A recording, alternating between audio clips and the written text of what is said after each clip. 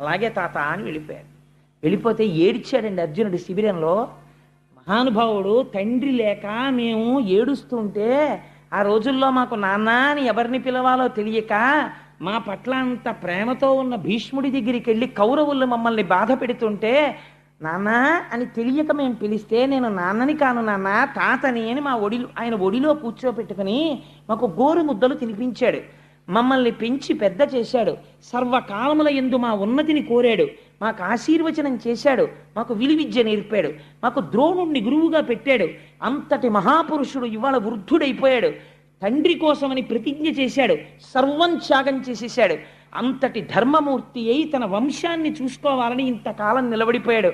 అటువంటి వాణ్ణి సవ్యసాచినై గాంధీవం పట్టుకుని శిఖండిని అడ్డు పెట్టుకుని ఆయన మీద బాణపరంపర కొడుతుంటే ఆయన ఒంట్లోంచి నెత్తురు కారిపోతుంటే నే కొట్టగలనా అన్నయ్య అని అడిగాడు.